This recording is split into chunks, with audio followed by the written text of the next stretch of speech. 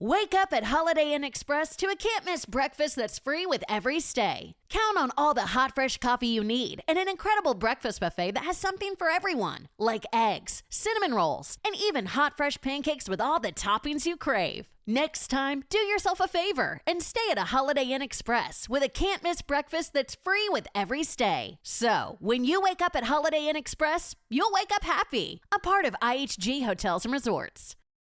How long was Neil Armstrong actually on the moon? When did Europe start speaking English? Did Marco Polo really go to China? CuriosityStream is the streaming service for all things history, plus science, wildlife, and more. What's the real story behind the Mona Lisa? We've got that. What caused the collapse of Rome? We know. Where did we find mankind's earliest ancestor? Come find out. For the holidays, give the gift of curiosity with 25% off gift cards for your curious cohorts. It's holiday shopping season at curiositystream.com/gift.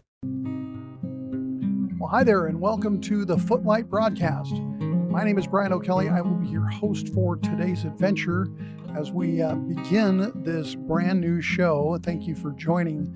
The title of today's episode is The Grounds of Knowledge. And so let's just get right into the content here.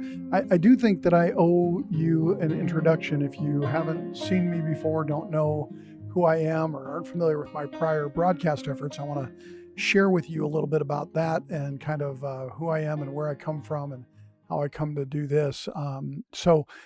Again, my name is Brian O'Kelly. Some of you know me from prior broadcast efforts. For some of you, I'm a brand new personality who you've never seen before. And so I think a little background is probably useful. The first thing is I'm 57 years old. I'm married with 4 children and 7 grandkids. So I'm blessed for sure. I have been a Christian most of my life, although I did flirt with atheism when I was in college, and I found that I didn't have enough faith to believe everything was random.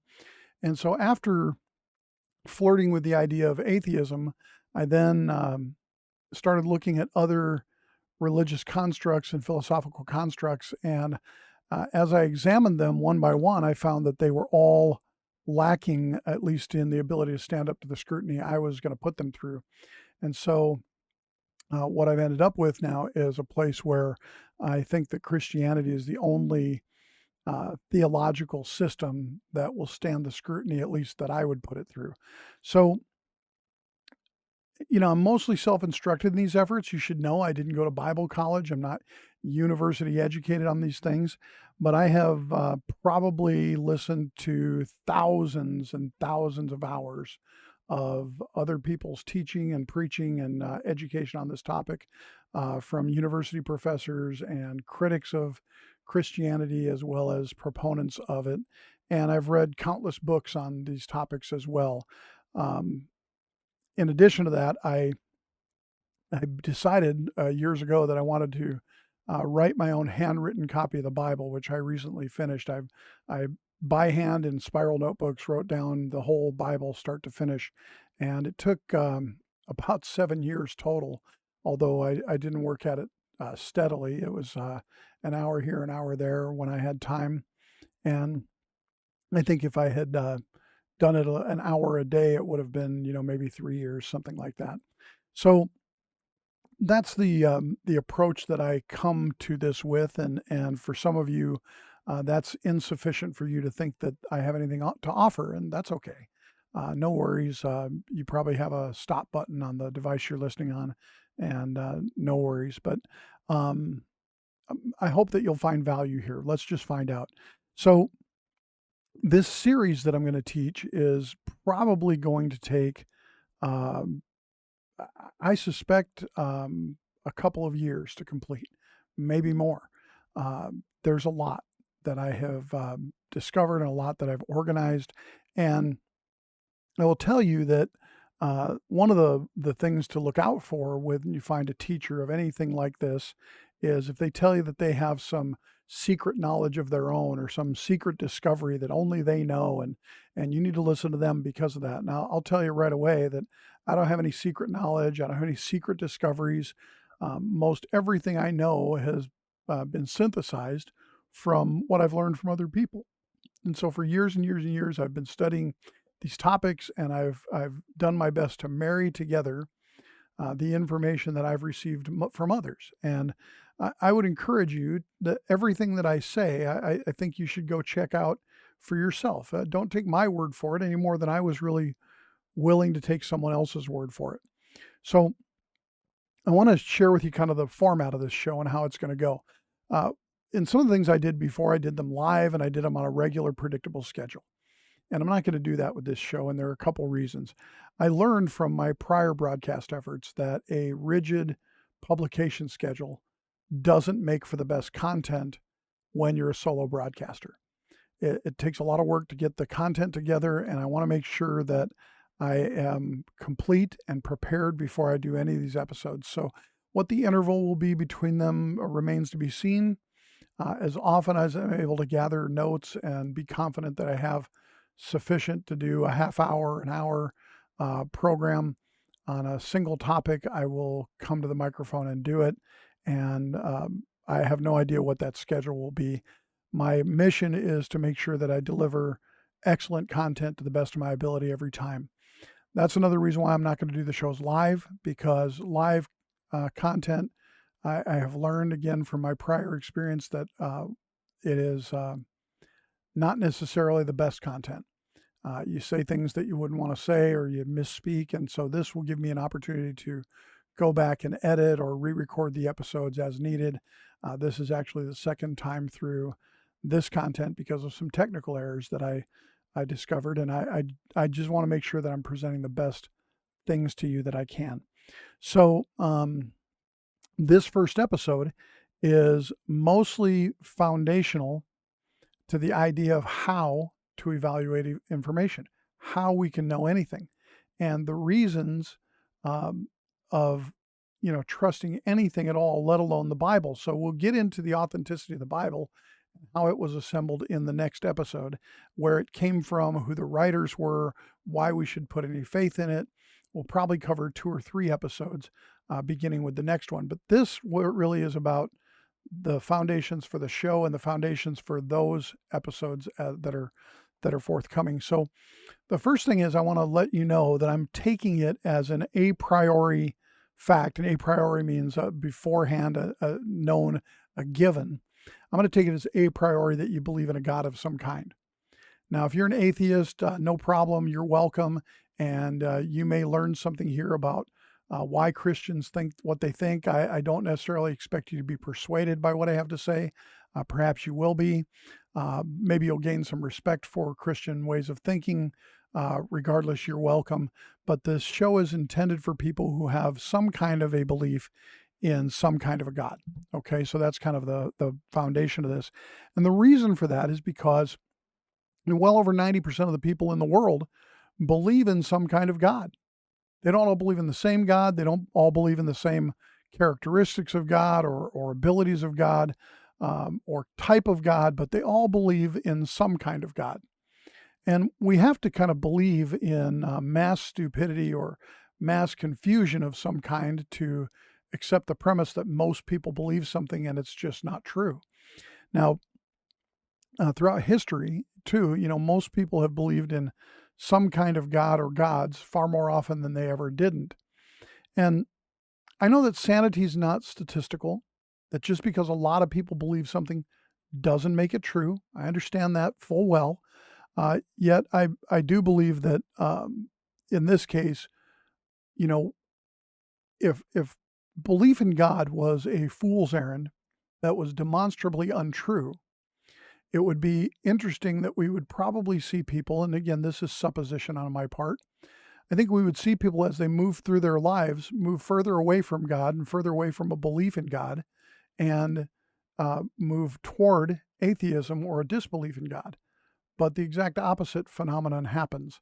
As people go on in their life, they become more conscious of the presence of God, more conscious of that there is a God, and even of, whether they're Christians or not. This is a phenomenon that we observe all over. And atheism is primarily the province of the young. It is something that most people who ever believe in it end up discarding.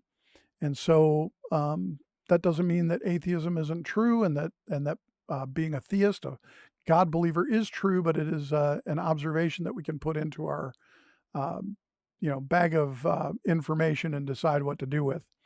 Now, atheism, the belief that there is no God, is a relatively rare belief system still, and it's relatively new in terms of its having any prominence at all.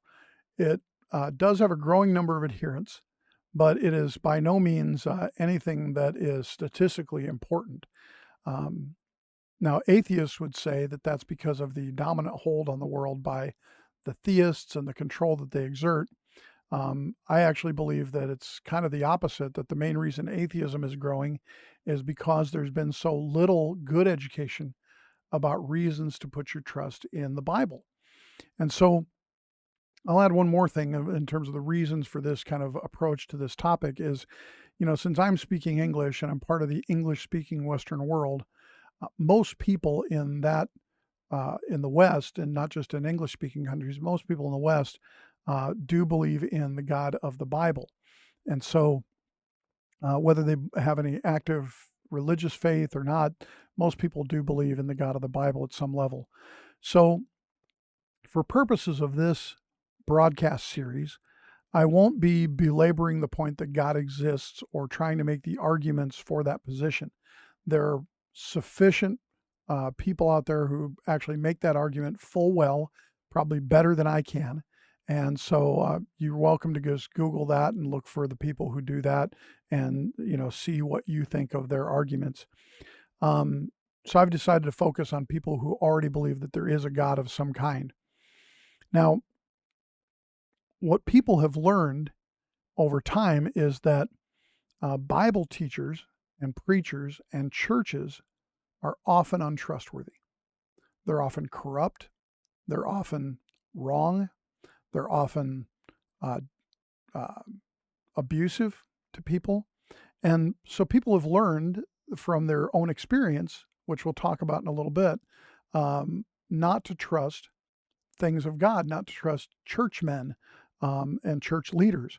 Now, I think that what I'm hoping to demonstrate through this series is that the untrustworthiness of some church leaders, the untrustworthiness of some Bible teachers, the untrustworthiness of some church organizations is not a sufficient reason to discard Christianity wholesale or to distrust the Bible. The fact that some people use these things as tools to either mislead or even hurt people is not a reason to say that the tool is no good. For example, you could take a hammer and you can build a house, or you can do a great deal of damage with it. And either way, the hammer itself is not the actor. And the same would be true with the Bible or with the Christian faith. It can be done to build and edify the life of its adherents, or it can be used as a weapon against people and to control them, which often happened in times past. And we'll talk about church history a little bit as we get into that. So the sad truth is that a lot of church leaders, a lot of Bible teachers have never thought very deeply about the things that I'm going to share with you in this broadcast. Many of them received their faith and their information about the Bible along with their last name and their family furniture. And I did too. I was raised a Christian and, I was given my faith, but at some point I had to have it become my own, right? Now, alternatively, a lot of those teachers attended a theological school, a Bible school, if you will, Bible college, with a narrow or biased focus that really didn't allow for thorough exploration of competing viewpoints, or the competing viewpoints were framed in such a way as to be inaccessible. Now, I don't know what kind of person you are in terms of your acceptance of information, whether you're generally skeptical or generally, as they might say, gullible, a person who just believes things because someone says so. But I have never been the kind of person who just believes something because someone else said so. I have never usually been satisfied to just take someone's word for things, especially things that maybe didn't add up or seemed without foundation. So on things that I could check out for myself, I generally have done so. And we will discuss things that you can't check out for yourself in a little bit. But in the case of the Bible and in the case of the Christian faith, there was a lot that I could check out and a lot that I could use to determine whether or not I should put any faith in the Bible as a document or a set of documents, or in the Christian church as a religious philosophy for life. And one of the things I really wanted to do, and especially in my effort to handwrite my copy of the Bible, is I wanted to understand all of the arguments for all of the things that I believed. And I also did my best to understand all of the counter arguments for the things that I believed. And I don't think that I'm not under any illusions that I've checked it all out or know it all, but I've satisfied myself that most of the things that I believe I understand the foundation for, especially the important things. Some things that are maybe in dispute are ultimately, in the end, unimportant in terms of their impact on your life. So I want to, just in full disclosure here, I want to admit that I'm not an unbiased teacher, that confirmation bias is a real thing, that I probably bring some confirmation bias to this discussion, that chances are that I, since approach it from the view of a believer, I may have a less skeptical eye towards some of these arguments than an atheist who doesn't want to believe this does. So let's just get that on the table and admit it. But I do think that I am working very hard not to be a biased observer of these things. I am working very hard to seriously consider the alternative viewpoints and the alternative arguments. And some of these alternative viewpoints and arguments are quite persuasive, but when broken down, in the end, they are ultimately fallacious. So, if I'm going to base my life decisions, if I'm going to instruct my family, the people I care most about, in these things, I think it's important for me to understand whether or not this information is true to the best I can. Because if I didn't think it was true, or I weren't responsible enough to check it out, it could be entirely unhelpful. It could possibly even be dangerous to me, dangerous to my family, the people I care about, and dangerous to those around me if I were to do that. So it's my intention not to be a person who says, well, I can believe the Bible because the Bible says so. That's not an argument that works for me, and it's probably not an argument that works for anyone who's at all skeptical about these things. It's my intention through this broadcast series to lay the foundation for why I have concluded that I can trust the Bible, that I can trust its contents, and that I can trust the Christian faith to be my faith of choice, and not any other. So let's talk a little bit about why would knowing if we can trust the Bible be important? Why would that matter? Well, I've read a lot of books, and you've probably read a lot of books, and it doesn't take long after opening the Bible that you, in fact, like in the first line, in the beginning, right? You see that this book is making some really bold claims. Claims about the past, claims about creation, claims about God and the afterlife and the spiritual world that are, candidly, they're fantastic in nature, right? They're the stuff of fantasy and science fiction novels if they're not true. And so it would be, to me, kind of important to know if those things were true. And so let's go with the idea that there is a God, but as an a priori position. But if there is a God, and perhaps you're not a Christian and you believe in some other God or other kind of God, it'd be important to me to know, if there is a God, what kind of God is he? Is he the kind of God who is he eternal and uncreated? Or is he a created being from some other planet or solar system, and he had a finite beginning? That would matter. Does God live forever? Or will he die someday? Does he have a finite end, or will he cease to exist at some point? Is he vindictive? Does he exact punishments on people without mercy? Is he cruel, like the little boy who pulls the wings off a fly? Is that the kind of God that God is? Is he selfish? Does he act only in his own interests? Is he generous? Does God give to us and others out of his resources, or is he stingy, not helping people when he could? Is he controlling? Is God manipulative? Does he have control over the laws of nature, or is he subject to them? Those things would all be important to know if we're going to know that there is a God. What kind of God is he? So let's assume, for the sake of our discussion, that there is a God. And again, that's the position of the broadcast. Would it be important to know what he wants you to know? I personally can't think of anything more important than knowing what God wants me to know. And I know a ton of men who know all of the batting averages of their favorite baseball players, or the quarterback rating of their favorite NFL quarterbacks, or the goal percentage of shots on goal percentage of their favorite hockey or soccer players. And those things are not necessarily unimportant. But to me, it's more important than anything to know what it is that God wants me to know. I can't think of anything more important. And so what I want to know is, what does he want me to know about him? What does he want me to know about the past and the future? What does he want me to know about the world around me? What does he want me to know about human nature interactions? So these are the kind of things that you could learn from the Bible if the Bible is in fact true and reliable.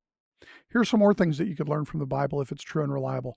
Is there an afterlife, or are we just worm food when we die? Do I have free will to make my own choices, or is God controlling everything and I really don't have any free will? It'd be good to know if the Bible is true. Will the information be beneficial to me or to other people, or is it just a waste of time? Can it help me with anything, or will it in fact get in my way and impede my progress and growth?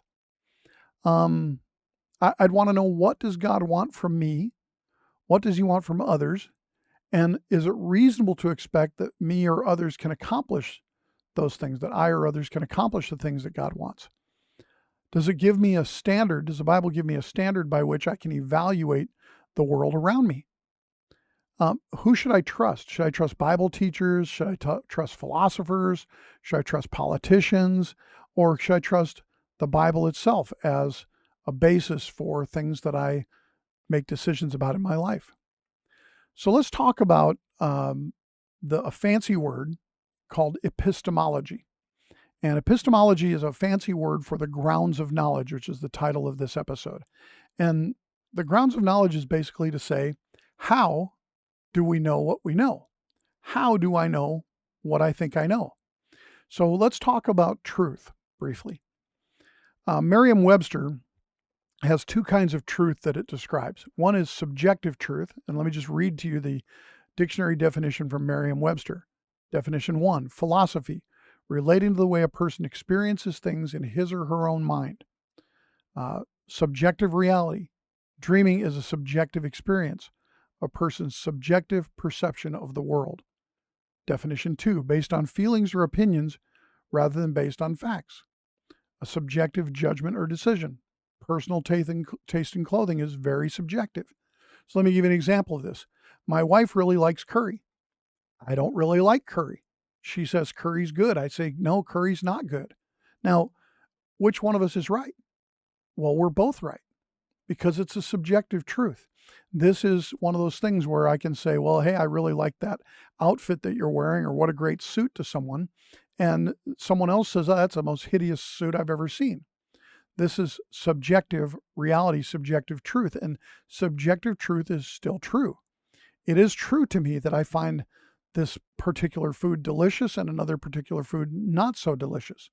And yet you may go to another person who flips those two, and it is absolutely true for them that the thing I find not so palatable, they find to be very delicious. And so that is subjective truth. Now, subjective truth is not unimportant, and it is something that we base a lot of our life on, but subjective truth is insufficient to answering the questions, can I trust the Bible, for the most part. So we have to look at the second definition of truth that Merriam-Webster offers, which is objective truth. And let me just read to you again the definition. Based on facts, definition 1, based on facts rather than feelings or opinions. The example they give is, we need someone outside of the company to give us an objective analysis. Not influenced by feelings is the second definition. The examples they give, scientists must be objective. It's hard to be objective about my own family. I agree with that. It's hard to be objective about my own faith. That's why I cover the idea I may be influenced by confirmation bias here. You'll be the determiner of that as you listen and watch. The third definition they give is under philosophy. It says existing outside of the mind, existing in the real world. In other words, objective reality. So there's let me give you some examples. I may say that such and such a person is tall, and you may think that they're not very tall. That would be the subjective part of it. But we could measure that they are 6'2", and that would be the objective reality in that case. So we have subjective truth and objective truth, and we use both of them in terms of helping us decide what to believe in our life. And so we're going to talk about these things as we go through this series. So let's talk about experience. We have two kinds of experience that we learn from, that we gain knowledge from. Of course, the first experience is our own experience, right? A lot of what we know is based on our own experience. Now, a lot of what we know is based on the experience of others, but a lot of it's based on our own experience. I've observed that if I put certain things on my plants, that they grow, and if I put other things on them, they don't grow. If I keep the plants well watered, they look perky, and if I don't keep the plants well watered, they look, wilted. And so, that's just based on my own experience. Now, I could also gain that information from someone else who has plants if I didn't, right? And then I'd be operating on their knowledge. But most of what we've learned in school, most of what we've learned throughout our life is based on the experience of other people, not based on our own experience. So let me give you some examples. Let's talk about this. The experience of others is an unbelievably valuable teaching tool for us and learning tool. And it comes through the testimony of other people. So let me give you some examples. I've never been to Australia, but I believe that there is an Australia. I've never been to England, but I believe that there is an England. And I believe it for a couple reasons. One, I've seen photos and videos of those places. Number two, I've talked to people who've been to both, and I don't believe them to be dishonest people. And, I know that they got in an airplane and went there for a certain amount of time. My own son went to Australia and, talked to him about his experience there. And so every time I look at any kind of a map, I'm going on the experience of other people for the most part.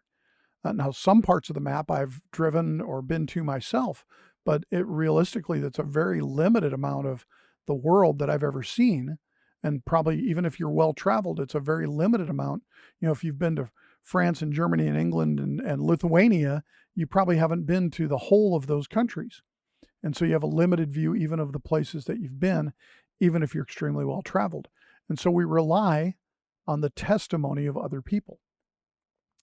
In biographical information, in terms of historical figures or even contemporary figures, unless we knew them, we're relying on the testimony of other people.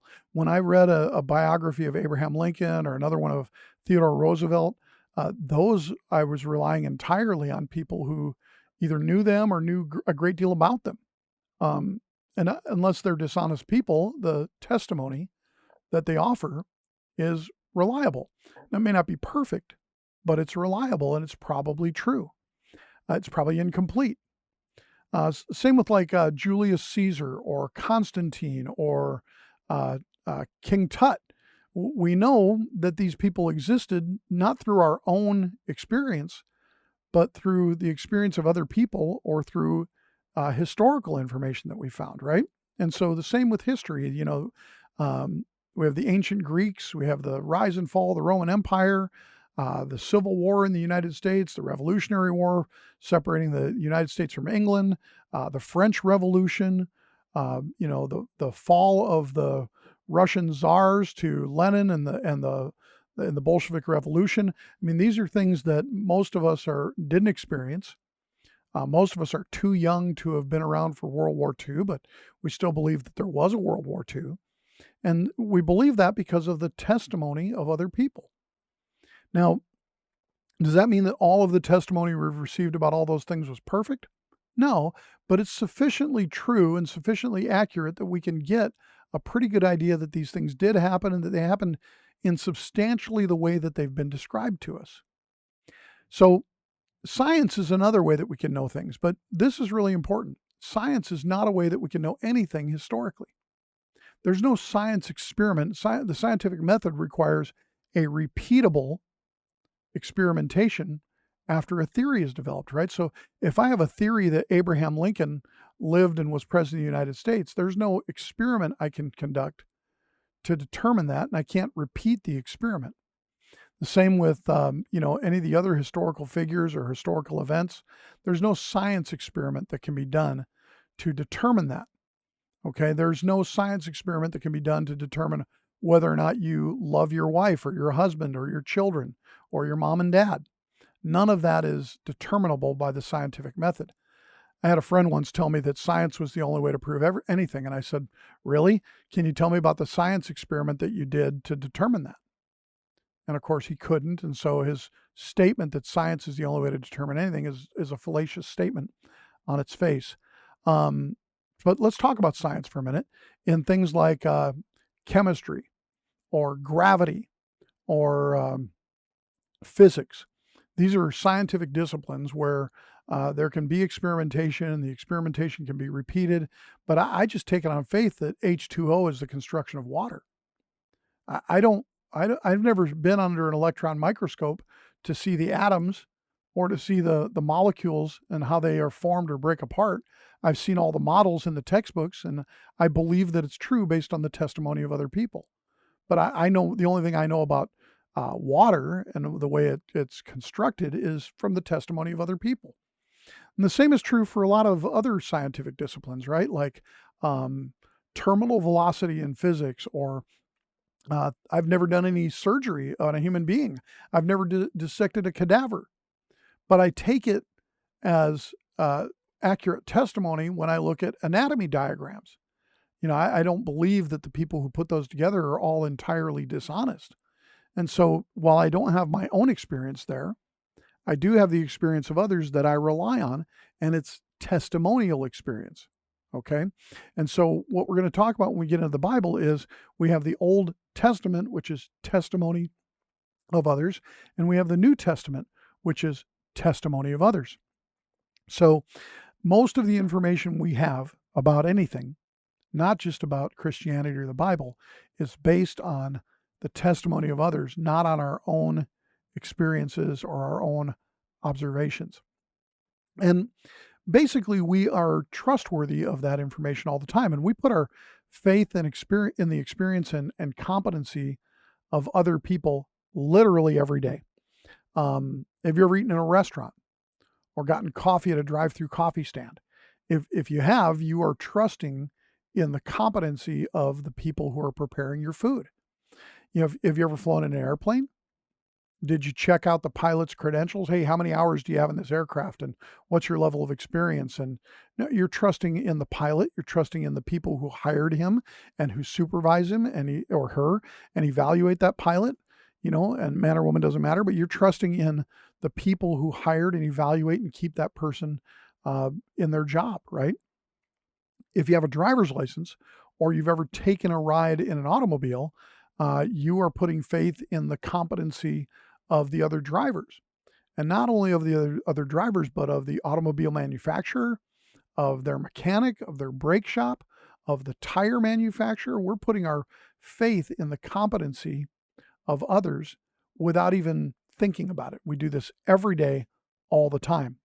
And so if you are skeptical of the Bible or the contents of it in a way that is completely different from the way you put faith in the competency or testimony of others, I'll suggest that your own bias and your own confirmation bias may be showing if you approach the Bible with a degree of skepticism that you don't approach, for example, the writings of Thucydides about the Persians and the Medes and the history of their interactions with the Greeks.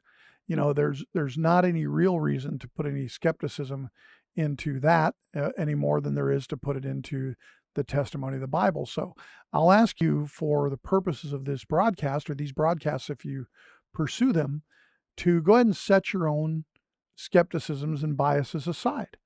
Now, I don't expect you to accept what I'm saying prima facie, but I will ask you not to bring an unwarranted skepticism to the topics at hand.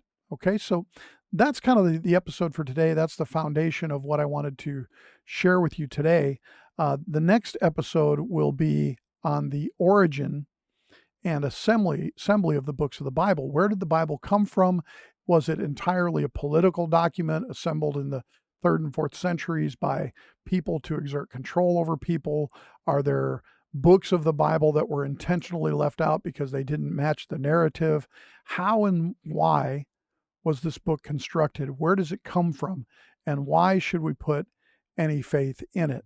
So that's the idea here in the Footlight broadcast, is to bring you the answers to some of these questions as best I can. I'll also, on the next episode, address any questions not any, because there may be a lot, but some of the questions that you send me in messages and so on. I'll also take a look at and try and answer a few of those at the end of every broadcast. So if you have questions about the Bible or the Christian faith, please feel free to do so, and I'll do my best to answer those as much as there's opportunity. Thanks again. My name is Brian O'Kelly. This is the Footlight broadcast. I'll see you soon. Why don't more infant formula companies use organic, grass-fed whole milk instead of skim? Why don't more infant formula companies use the latest breast milk science? Why don't more infant formula companies run their own clinical trials? Why don't more infant formula companies use more of the proteins found in breast milk? Why don't more infant formula companies have their own factories instead of outsourcing their manufacturing? We wondered the same thing. So we made ByHeart, an infant formula company on a mission to get a lot closer to the most superfood on the planet, breast milk. Our patented protein blend has more of the important and most abundant proteins actually found in breast milk. We're the first and only US-made formula to use organic, grass-fed whole milk, not skim. We even conducted the largest clinical trial by a new infant formula company in a quarter century, with clinically proven benefits like easier digestion, less spit up, and softer poops versus a leading infant formula. And we make our own formula in the USA and our very own factories in Iowa, Oregon, and Pennsylvania. ByHeart, a better formula for formula. Learn more at byheart.com. Hello, it is Ryan, and we could all use an extra bright spot in our day, couldn't we? Just to make up for things like sitting in traffic, doing the dishes, counting your steps, all the mundane stuff. That is why I'm such a big fan of Chumba Casino. Chumba Casino has all your favorite social casino-style games that you can play for free anytime, anywhere with daily bonuses. That should brighten your day a little. Actually, a lot. So sign up now at ChumbaCasino.com. That's ChumbaCasino.com. No purchase necessary. VGW Group. Void where prohibited by law. See terms and conditions. 18+.